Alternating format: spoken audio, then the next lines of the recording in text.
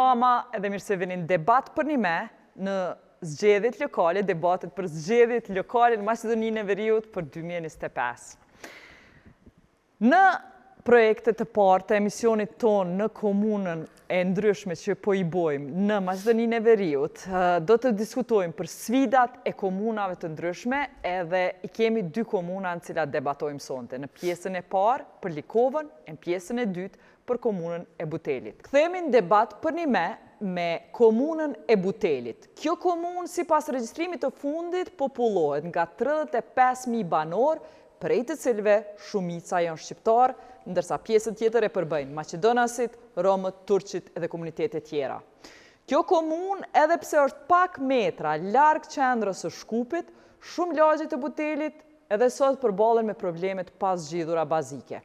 Mungesë të ndriçimit publik, rrugë të dëmtuara, pa trotuare, mbeturina të pambledhura, mungesë të ujit të pishëm në disa zona edhe deponi të egurta që e dëmtojnë mjedisin shumë afër kryeqytetit të Maqedonisë Veriore. Në debat për një me i kemi ftuar gjithë kandidatët për Butel, por dy nga tre kandidatët nuk kanë pranuar me ardhmë, ata janë Darko Kostovski, që udhëheq nga VMRO, dhe Olivera Livrinic nuk kanë ardhur, ndërsa këtu në Kosovë, në studio, e kemi Isamedin Azizin nga Aleanca Kombëtare për Integrim AKI, do me thonë kandidat i AKI-s. Isamedin, jeni kandidati i vetëm shqiptar, qysh qëlloj jeni komuna e vetme që na po e bojmë me kandidat vetëm shqiptar? Çka ndodhi? Po, Buteli është një komunë që është ngjitur që e përmendet edhe me komunën e Çajirit, ku shqiptarët janë në numër të konsiderueshëm, po deshti fati që t'jem unë kandidati i vetëm në këtë komunë. Dhe tash përballemi me dy kundër kandidat Maqedonas. Ajo që duhet përmendur është se është komuna nga viti 2005, si komunë në vete, është udhëheq deri më tash nga kandidat Maqedonas, qoftë nga njëra parti, VMRO DPMN-ja, qoftë nga LSDM-ja. Tash është një moment, mund ta quaj ndoshta edhe historik për komunën e Butelit, për shkak se është mundësia e artë që shqiptarët ta shfrytëzojnë një mundësi të tillë dhe për herë të parë ndoshta ta zgjedhim edhe kandidatin për kryetar të komunës. Mirë, në cenzusin e fundit, shqiptarët kanë dalë në shumicë në krahasim me komunitete tjera. Ç'është ndodhi që ajo? U ndryshun kufit, u shumun shqiptarët, ç'a ndodhi? Po kjo është një punë që Buteli e përcjell një kohë pak më të gjatë. Por vitet e fundit ka një lëvizje pak më të madhe demografike, edhe rezultatet e regjistrimit të popullatës në vitin 2021, komunën e Butelit pothuajse e qesim me një rezultat shumë të ngushtë, ndërsa këto 3-4 vitet e fundit është ardha më e madhe e shqiptarëve në këtë pjesë. Kjo është një element. Elementi tjetër që ka të bëjë është me moshën e re dhe me të drejtën për të votuar. Në këtë drejtim, shqiptarët përbën pothuajse ndoshta edhe 70% e të rinjve të cilët për herë të parë e fitojnë të drejtën për të votuar. A keti histori politike në Butel? A ke qenë pjesë ndonjë pushteti deri tanishëm, apo të asamblesë komunale? Kallëzona pak për ty, për shumicën e audiencës edhe në Kosovë që s'në njeh. Jo, unë nuk kam pas kurfar angazhimi dhe përvojët politike, vi nga bota akademike, përndryshe jam historian me profesion, dhe ishte insistimi i miqve dhe strukturave të AKI-s në degën e Butelit që kjo degë përfaqësohet me mua si kandidat. Po thu strukturave të AKI-s, mirë, po nuk e kundër kandidat nga aleanca tjetër e Vlenit. Apo të përkra Vlenit ty, apo thjesht nuk kanë kundër kandidat? Jo, ato tentuan të paraqesin një kandidat, por për çështje teknike kandidati i tyre u refuzua. Arsyet sepse besoj që ata i dinë më mirë. Ato kanë të bëjnë me regjistrimin si banor, nuk ja kanë pranuar që 6 muajt e fundit është banor në komunën e Çajirit. Do me thonë, kogja na faklite? Po si duket, nuk dim, ndoshta me datën 19 e kuptojmë, a do të jem... E tash, nëse bosh kryetar komune, çka platforma, çka ke me bo, jo veç për shqiptarë? Është komunë multietnike, çka ke me bo për gjithë? Puna e parë që duhet bërë është të ndryshohet botkuptimi dhe qasja në këtë komunë, e cila për fat keq mund të them, ndoshta detyrimisht do duhet të kthehemi pak edhe në histori për shkak se ajo neve na imponon edhe të tregojmë se çka duhet bëjmë ne, cili do të jetë dallimi mes atyre që kanë qeverisë deri më tash dhe ajo e jona që planifikojmë të qeverisim. Komuna e Butelit atë që e përmend më herët është ndarë, pra është komunë multietnike, po për fat keq diskriminimi në këtë komunë asnjëherë nuk ka qenë më i theksuar se këta 4 vitet e fundit. E përmend edhe më herët se edhe në vitet e kaluara, do të thonë 20 vitet e kaluara janë udhëheq, komuna është udhëheq nga Maqedoni. Mirë, pas njëherë nuk ka ardhur në shprehje një diskriminimi i tillë sikur që është në këtë 4 vitet e fundit. Dhe ajo që do të na dallon nga kandidati është komuna të jetë një komunë e barabartë për të gjithë qytetarët. Të gjithë qytetarët ta ndjejnë komunën si shtëpi të tyre, pa diskriminim, pa drejtësi. Nëse i marrim dhe i krahasojmë, fillojmë me administratën. Administrata komunale është 90% me përfaqësues shqiptar. 90%? 90%. 90%? Po. Më thonë përfaqësimi shqiptar është më pak se 10%. Më pak se 10% janë shqiptar. Në komunë janë mbi 70 të punësuar, vetëm 7 janë prej tyre. Në komunën e Butelit, nga 6 sektor dhe 16 njësi, vetëm një shqiptar është udhëheq njësie, jo udhëheq sektori. Kjo është pasqyra reale të cilën e tregon komuna e Butelit. Nëse shkojmë në segmentin e arsimit, kjo është problematika ndoshta që unë e ndjej më dhem ndoshta mas shumti. Në komunën e Butelit, vetëm në nxënës, pra në shkollën fillore, për shkak se duhet ta shpjegojmë situatën për teleshikuesit e Kosovës, se komuna e Butelit është një prej 10 komunave të qytetit të Shkupit, dhe komuna e Butelit është përgjegjëse vetëm për arsimin fillor, jo për arsimin e mesëm. Në komunën e Butelit, në gjithsej në shkollat e komunës së Butelit, ka dikun 5264 nxënës. Gjithsej. Prej tyre 3450 janë shqiptar, ndërsa 1800 janë të komuniteteve tjera. Mes tyre Maqedonas, Bosnjak, Tërbesh, Turq e kështu me radhë. Nëse këtë e bëjmë edhe ndajmë në paralele, në komunën e Butelit janë 131 paralele me mësim në gjuhën maqedonase, ndërsa në gjuhën shqipe janë vetëm 110 paralele. Dhe nëse këtë e përkthejmë në numra, në nxënësat në një klasë, mesatarja i bjen në paralelet në gjuhën shqipe janë 32 nxënës në një klasë, ndërsa në paralelet me gjuhën maqedone janë nga 13 nxënës. E tash parashtrohet pyetja si do të jetë kualiteti i njëjtë mësimit. Mirë, po disa shkolla ballafaqohen me probleme edhe më të mëdha, për shkak se ka klasë që janë mbi 40 nxënës, probleme tjera të cilët nuk u pranojnë fëmijët për të mos u shtuar edhe një paralele. Gjitha këto janë probleme të cilët i tangojnë drejt për drejt qytetarët e Butelit. Isamedin, qysh ka me ndryshu kjo nëse ti vjen pushtet, duke marrë parasysh që shumë vështirë keme pas me qit njerëz për pune, sepse duhesh me dëshmu mos kualifikimin aty. Ata mujnë me qenë Maqedon, po të kualifikum. Ti duhesh me shtu staf, kënej buxheti i vogël, qysh ja bën? Vetëm duhet të respektohet ligji. Kur gjë më tepër dhe kur gjë më pak. Pra, nëse ligji është i qartë se nuk mund të funksionon një klasë me më pak se 24 nxënës dhe jo më shumë se 34 nxënës, ai nuk është më problemi jonë. Problemi duhet zbatohet ligji. Do të thonë s'ka me pas klasë mbi 34 nxënës me ty? Po, nuk do të ketë, jeni të bindur atë, nuk do të ketë dhe nuk do të ketë po ashtu edhe në 24. Edhe në 24 jo. Nëse në një shkollë janë 3-4 paralele me ka 8 nxënës, jo, do të bëhet një paralele do të bëhet.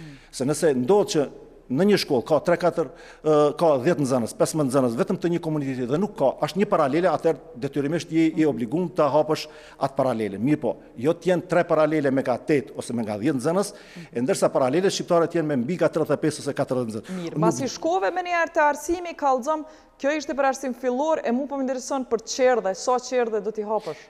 Kjo qerdhet nuk janë në kompetencat komunës, po ne kemi planifikuar qerdhet në 2 zona etnikisht të pasta shqiptare, për shkak se pjesa urbane e Shkupit kryesisht ka qerdhe për fëmijët parashkollor. Në fshatin Luboten dhe në lagjin e Vizbegu. Këto 2 zona janë zonat ekskluzivisht të banuara vetëm me shqiptar, ku nuk ka qerdhe, edhe ajo që është më e rëndësishme edhe për të kthehemi ndoshta edhe një herë te shkolla, nuk ka sallë sporti. Dhe imagjinoni në këtë kohë fëmijët orën e mësimit të edukatës fizike e kalojnë në oborrin e shkollës. Shkolla e Vizbegut është shkolla e re që është hap vitin e kalum dhe nuk ka sallë sporti. Dhe ky fenomen është shumë interesant se hasët Kallëzove dy qerde. Sa salla sportit, ama një numër, sa salla sportit krejt në komunë do të ndërtojsh 4 vite të ashme? Në për sallat e sportit e kemi planifikohen janë 2 salla sportit që planifikohen po ashtu në këtë 2 shkollat të cilat mungon salla sportit, pra në fshatin Luboten dhe në Vizbek. Jo, kemi pastaj edhe një sallë multifunksionale, e cila do të ketë një kapacitet pak më të madh, ku do të përfshiheshin më shumë aktivitete sportive dhe do të inkuadroheshin edhe klubet lokale. Përpos kësaj sallave sportive, shumë është me rëndësi edhe një fushë e futbollit, ku klubet shqiptare, i kemi 3 klube shqiptare që janë në komunën e Butelit, që për fat keq nuk kanë fushë futbolli. Çfarë do të bësh për ta? Detyrimisht ekzistojnë 2 lokacione të cilat janë dhënë në koncesion, që kanë qenë fusha futbolli më herët, që menaxhohen nga individ të caktuar të afërt me kryetarin e komunës dhe të cilat nuk jepen në shfrytëzim ose jepen me çmime shumë të larta që nuk mund të përballohen nga vetë. Çka do të bësh ti? Sallat të reja? Jo. Ose fusha të reja, a me i detyru ata privatët me ullë çmimin për shqiptara? Çka? Do t'ju mirët e drejta koncesioni e para, do t'ju mirët koncesioni atyre, dhe pastaj do t'investohet në rregullimin e fushave të sportit, edhe pastaj do t'i jipet e drejta e barabartë të gjitha klubeve të sportit në komunë të Butelit, jo me ndasi etnike. Do me thonë, s'po premton një sallë të mbulume të sportit? Jo, ata e përmenda pak më herë një sallë multifunksionale, e cila do të përfshihenshin shumë kategori të sporteve aty. Pra, jo vetëm një sallë, po aty me të ardhmë, kjo është një investim ndoshta pak më i madh që kërkon edhe kohë më tepër, po aty mund planifikohet edhe një pishinë. E kemi një sallë të sportit që është në komunë, më njerë i bie mbrapa komunës Anton Dimitrov, dhe imagjinoni ku ndodh absurdi në këtë komunë. Klubi i basketbollit Shkupi, vite me radhë ka zhvilluar ndeshjet atje. Vitet e fundit, kur tash nga menaxherët janë prej koshët. Koshi është prej dhe sot ajo sallë nuk mund të përdoret nga ky klub. Kallëzom e përmene Lubotenin shkum drejt të mungesa e qerdheve aty, po ka diçka një munges edhe ma esenciale, qytetarët e Lubotenit na kanë kallëzu që s'ka ujë për pije. Çka do me i bo punës së ujit për pije? Për fat keq Luboteni është një nga vetëm vendbanimet që ballafaqohet me problem shumë serioz të ujit të pijshëm. Ky problem është që 20 vitet është një nga... E veç ta kemi qartë, është një prej fshatrave më të popullume në Butel, apo? Po shkak se Buteli bëhet prej disa zonave urbane dhe 2 fshatra e përbën, Luboteni dhe Lubanci. Njëri është i banuar me popullat maqedonase, ndërsa Luboteni me popullat shqiptare. Pra, koincidenca është se vetëm shqiptarët nuk kanë ujë të pijshëm. Domethënë gjithmonë edhe në sistemet e kaluara, edhe në qeveritë e kaluara, ky problem nuk ka qenë te komuniteti apo te fshati tjetër, por ky problem gjithmonë ka qenë i shpërfaqshëm më tepër te fshati, më thonë, i banuar me shqiptar. Që 20 vite çdo mandat i kryetarëve paraprak kanë qenë me premtimin se do të bëhet ujë për pije. Që 20 vite ata nuk kanë arritur ta zgjidhin këtë problem. Unë nuk besoj që kjo është rastësi. Nuk besoj. Nuk dua ndoshta të besoj. Kjo është me tendencë. Është shumë e qartë. Për shkak se ujësjellsi i Shkupit shpërndan ujë të pijshëm në fshatra maqedonase që janë 30 kilometra larg Shkupit. Fshatin Zelenikov edhe është Sopishtja e epërme. Fshatra me nalësi mbydetare deri në 800 dhe 900 metra. Luboteni nga pika e fundit të ujësjellsit të Shkupit është vetëm 4 kilometra. Nga vendbanimi Radisha. Sa më din, çka i thua argumentit që na shqiptarët në Maqedoni Veriore kemi komuna tjera që udhëhiqen për shqiptarëve, po prapë s'kan ujë. Edhe pse shqiptarët e udhëheqin. Çka po thu për çet ide? Nuk ka që veç Maqedoni na ja kanë orë shqiptarëve ujin. Kemi disa komuna që ose shqiptari s'ja kanë drejt ujin. Shqiptarëve. Unë e kuptoj se edhe komuna tjera ballafaqohen me probleme të tilla. Mirë, po parashtohet pyetja pse kjo gjithmonë po ndodh te ne. Ndodh në arsim, ndodh në ujësjellës, ndodh në urbanizëm. Sektori urbanizmit është edhe më i dhimbshëm. Edhe më i dhimbshëm në sektorin urbanizmit. Kallëzom, çka po ndodh në sektorin e urbanizmit? Në sektorin e urbanizmit, imagjino, nëse e marrim raportin vjetor të vitit 2024, e kam këtu para meje, që është vetëm në gjuhën maqedonase, pra dygjuesia fare nuk përdoret në komunën e Butelit. Është vetëm në gjuhën maqedonase. Enalu, me marrëveshjet të Ohrit përkujtona, sa përqind e popullatës duhet me qenë shqiptar për me qenë gjuhë zyrtare? mbi 20%. Marrëveshja shumë është ju jeni mbi 50%. Jo, na jemi ofër mbi, ne jemi, po pretendojmë të themi se jemi 50%. As është krejt Shkupin gjuhë e dytë zyrtare Shqipja, krejt Shkupin? Në Shkup është në gjuhë zyrtare, në komunën e Butelit nuk është gjuhë zyrtare. Kjo është, e kemi të raportin vjetor, mund të futeni lirisht se cili qytetar të ashe në faqen e komunës. Pse po ndodhë kjo? Aso shkeli ligjit? Po ne, shkelje e ligjit, është shkelje klasike e ligjit, po ata që e përmenda më herët, shqiptarët e Butelit, asnjëherë nuk e kanë ndje diskriminimin më të theksuar sa këta 4 vitet e fundit. Për shkak se ne qytetarët e dim shumë mirë se kush është kandidati kryetari aktual i komunës së Butelit dhe pretendenti që ta merr edhe një mandat tjetër. E njohim shumë mirë. Dhe ky Haptas nuk e fsheh atë politikën e tij etnonacionaliste. Nuk e fsheh. Haptas në postimet e tij ai thot, të lidhem tash me urbanizmin, thot se në mandatin tim, ashtu siç premtova, nuk do të ketë asnjë ndërtesë dhe asnjë markim për ndërtim të ndërtesave. Buteli është komunë shumë e madhe. Është mbi 60 km2 që i bie nëse e krahasoj me Çajirin, 20 herë më e madhe se sa Çajiri. Ka hapësira për gjithçka. Ka hapësirë edhe për mjedis të gjelbërt. Shpjegona që to nuk do të ketë markim edhe nuk do të ketë si duket legalizim, apo për ndërtimet? Jo, ndërtime të reja të ndërtesave. Hiç s'ka leje me dhënë. Nga mandati i këtij kandidatit, kryetarit aktual, pra nga marrja e mandatit në vitin 2021 deri më sot, asnjë leje ndërtimi nuk ka dhënë për ndërtesa. Ai s'ka thonë asnjë leje ndërtimi për shqiptar. Jo, nuk thot. Mirë po, ky bëhet mbi ligjin, ky vendoset mbi ligj, nëse dikush i ka të drejtën dhe shumë investitor që janë kryesisht shqiptar, për shkak se ata që e përmenda më herët. Buteli, lëvizja demografike e shqiptarëve lëviz nga Buteli dhe ky mundohet ta pengon këtë element dhe kjo është tendenca e tij, nuk është se ky rrjedh për një partijes të gjelbërt dhe ka qëllim dhe tendencë për ta mos ta betonizuar Butelin. Jo, ky nuk ka të bëjë kurrë me tillë, por shkak se ky vend nëse bëhesh kryetar. Okej. Çfarë vizioni urbanistik e ki? A me i dhonë krejt, kush të lyp leje, qele ko? Çdo gjë në suazat e ligjit, në suazat e ligjit. Aty në suazat e ligjit. Pra e kemi planin të detajl të komunës së Butelit, ku do të shqyrtohet dhe do të analizohen mundësitë e hapësirave të tilla, qofshin ata të hapësirave të gjelbërta, po qofshin edhe hapësirave të ndërtimin e objekteve. Pra, nuk do të lejojmë objekte ndërtimore në vende ku ekzistojnë shtëpi banimi. Pra, vetëm në hapësira të pabanuara. Dhe në hapësira të pabanuara ka shumë. Vende urbane ku do të inkurajojsh ndërtimin e ndërtesave dhe sa ka do jenë ato? Po, ato sipas ligjit. Besoj që janë me zona të caktuara, të cilët lejohen deri në katin e 8, 9 maksimumi është kjo, po unë prapë ju them, vetëm në zona, në vend banime, apo në hapësira. A ka Buteli plan të detajshëm urbanistik? Ka, Buteli ka plan të detajshëm. Sa e ka maksimumin e katëve që lejohet? Po varësisht nga zona, varësisht nga vend banimi. Pra kemi vend banime që janë në Butel 1 dhe Butel 2, është, më zgabofsha, është 2+1, duket edhe kjo është maksimumi. Po zona tjera, siç është lagja Shkup-Veriut, shkohet ndërtimi deri në 5+1 e më tepër. Por më thonë këto varësisht nga zonat.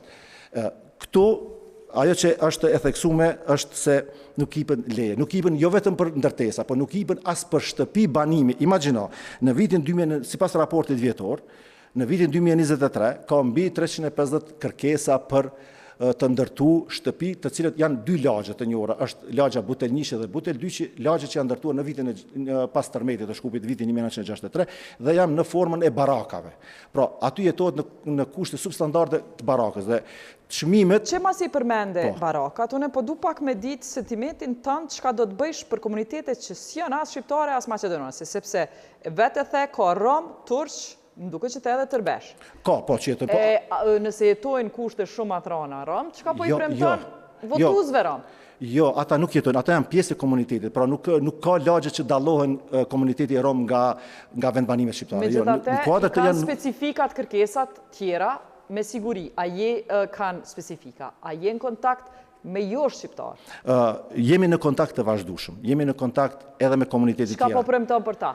Komunitet, premtimi është shumë i qartë, drejtësi për të gjithë pa diskriminim etnik fetar.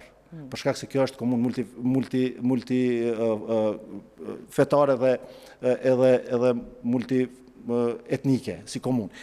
E tash, unë vetëm deshta të përmend ata se shtëpit individuale të cilët shqiptarët kanë nevojë për t'i ndërtu, për shkak se ato janë blej me një çmim shumë të lartë, vendet faktikisht ato baraka që i përmenda më herët, nuk i jepën leje të ndërtimit. Vetëm në vitin 2024 janë dhënë vetëm 21 leje ndërtimi. Dhe imagjinoni, nga 350 kërkesa ku janë mbi 95% janë shqiptar, i jepën vetëm 21 me dy qëllime. E para ka të bëjë me pengimin dhe mos ardhen e shqiptare, po mos me blej banesa në këtë pjesë, dhe e dyta forma tjera pastaj nëpërmjet sekserve caktuar dhe shqiptar aty, të cilët marrin edhe rishvetin një gjatë të cilën e dim gjithë banorët e Butelit. Faleminderit, lidhur me deponit e egra edhe pastrimin. Shumë prej nesh e shohim që Shkupi është një prej vendeve që vizitojmë jo veç ju, po edhe ne prej jashtë. Vim në lagje të Shkupit edhe e shohim thjesht pa pastërtin njëjtë si në Kosovë. Qysh është e mundën që na shqiptarë që po dojmë me zgjedhë shqiptarë me pas edhe mu dalu prej Macedonëve ka aspekti i pastërtis, sepse po duket që qytetet tjera ma të pastra se tonat, po gjuj ma shumë bërlag. Une nuk besoj që kjo ka të bëj me kulturën tonë, po unë mendoj që kjo ka të bëj me investimin e shtetit në këtë drejtim. Nuk do të thotë që vendbanimet ku janë banuar me shqiptar është kultura e tillë që hudhet ndoshta më tepër. Jo, përkundrazi. Investimi i shtetit është shumë më anashkalon këto vendbanime. Edhe ata që provokova me këshyr ai percepcioni racist ndoshta kundër shqiptarëve a ja vlen? A ka diçka të vërtetë? Nuk ka të vërtetë, se nëse e merrni edhe krahasoni, vetëm një lagjën e Radishanit. Është lagje komuniteti banuar vetëm me Maqedon. Shteti dhe komuna këta 20 vitet e fundit në mënyrë permanente ka investuar atje. Unë jetoj në një lagjën Shkupveri. Është një lagje e cila është ndërtuar në vitet e 80 të shekullit të kaluar. Është lagje e cila me gjitha nishanët është ndërtuar, pa kurfar probleme infrastrukturore. Po besoni, sot në këtë lagje është bë jeta e padurueshme. Kjo lagje nuk ka nevojë për investime të mëdha. Kjo lagje ka nevojë vetëm për mirëmbajtje. Për pastërti, gjelbrim, drita dhe asgjë më tepër. Kjo nuk bëhet. Sot isha gjatë rrugës para se të vi këtu i fotografova disa deponit të cilet janë. Nuk janë të rastishme ato. Kjo ndodh në një lagje që është shumë urbane. Pa diskutim. Kjo do të jetë punë. Po jo, po kjo është punë që bëhet, mos them tash kushtimisht pa parë, po. Këto zona, pra 3 lagjet që janë pjesa urbane, Butelnishi, Buteldyshi dhe Shkupveriu lagje. Këto nuk duhet investimet më. Në këto lagje duhet vetëm mirëmbajtje dhe kurrë më tepër. Ndërsa lagja e Vizbegu dhe lagja e Lubotenit duhet investime më të mëdha, duhet investime në aspektin e kanalizimit, duhet investime në aspektin e ujësisë. Ato janë lagje që kanë nevojë për një gjatë të tillë. Ai diskriminon ti votues shqiptar që s'janë të AKI-s, po janë në asnjë mënyrë, për shkak se unë nuk vi nga struktura militante partijake. Megjithatë ke punu në institucion publik, në Institutin për Mbrojtje Trashëgimore, apo? Po, unë punoj. Po, në Maqedoninë Veriore konsiderohet si shumë shërbys civil në Kosovë, që hinë punë pse kanë pas lidhje, edhe nëse besë kanë qenë tafërt me qatë partinë pushtet. Jo. Ka i thua aty në që të shohin? Jo, në asnjë mënyrë, unë vetëm mund t'i them se do t'jem një kryetar i të gjithëve pa kurfar dallimi, për shkak se unë jetoj në një mes të përzier. Unë kam shumë miq edhe nga Maqedonasit, edhe nga të tjerë. Kështu që nuk baj në mënyrën e jetës time asnjëherë nuk kam bërë një dallim të tillë, dhe kështu që me këtë mënyrë këtë çështje do të vazhdoj edhe më tutje. Faleminderit. Ne në debat për një i bojmë thirrje të gjithë qytetarëve të Butelit të dalin me votu. Mobilizim masiv, sidomos pasi po ndron demografia, duhet që kjo popullatë e re me shënu zonin e vet duke dalë në votime. Votoni qysh doni, ndoshta jo në baza etnike, po është koha me dëshmu vetën me participim, demokracinë shumë vibrante që po ndodh në të re këtu në Butel, që për herë të parë është një kandidat shqiptar që e përfaqëson një komunitet që për herë të parë është mbi 50%. Prandaj ju inkurajojmë me dalë me votu, edhe ne në Kosovë po e shohim participimin për qindjen se sa prej jush merrni pjesë në zgjedhje.